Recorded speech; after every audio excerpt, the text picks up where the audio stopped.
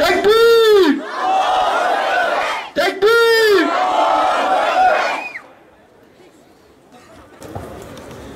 Cenk, cihad, şehadet! Cenk, cihad, şehadet! Cenk, cihad! Hep birlikte inşallah. Cenk, cihad, şehadet! Cenk, cihad, şehadet! İsrail kahrolsun! İsrail!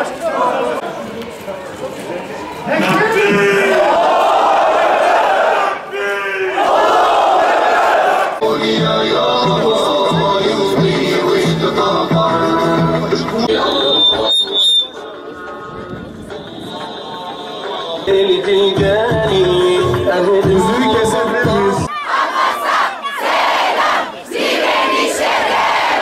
Kahrolsun İsrail! Kahrolsun İsrail! Kahrolsun İsrail! 8 ayı aşkın bir süredir Gazze'de soykırımda bulunan Siyonist İsrail rejimi dün gece yeni bir caniliğe imza atmış ve Refah'ta onlarca Filistinliyi bombalarla yakarak şehit etmiştir. İyice zıvanadan çıkan Siyonistler insanlıktan uzak bir halde terör saldırılarını sürdürürken gerçekleşen bu son saldırı sözün bittiği yer olmuştur.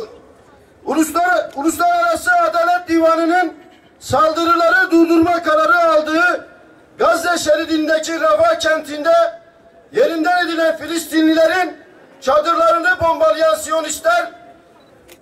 Siyonistlerin anlayacağı tek dilin silah olduğu net bir şekilde bir kez daha ortaya çıkmıştır. Filistin direnişinin kahraman mücahitleri karşısında acziyetin zirvesini yaşayan Siyonistler savunmasız sivillerden intikam almaya çalışmıştır.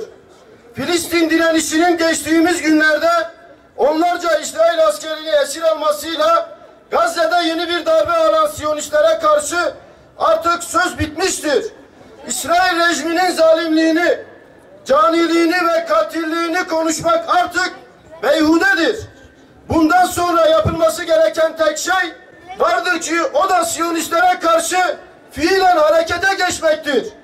8 ayı aşkın bir süredir Siyonistlere karşı direnen Gazze halkının da Filistin direnişine destek olmak için meydanları dolduran vicdan sahiplerinin de tek isteği Siyonistlere karşı anladığı dilden yanıt verilmesidir.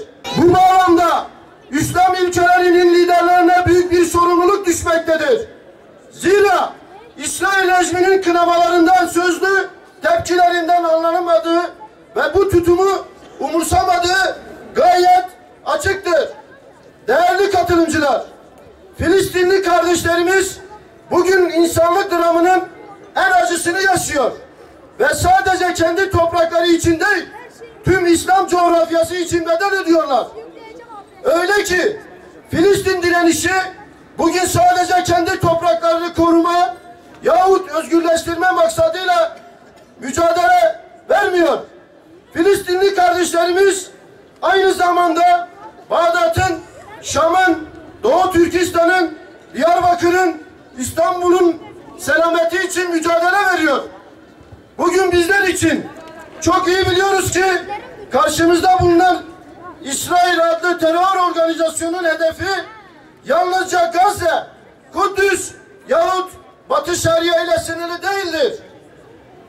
Bugün İsrail Gazze'de başarılı olduğu takdirde Siyonistlerin yarınki hedefleri Hatay, Diyarbakır, Adıyaman ve birçok şehrimiz olacaktır. Bundan dolayıdır ki Hamas sadece Filistin için değil, Türkiye için de savaşmaktadır.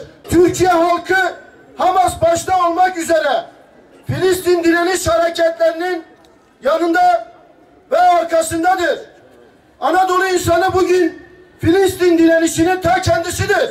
Gazze'yi desteklememek cihattan kaçmaktır.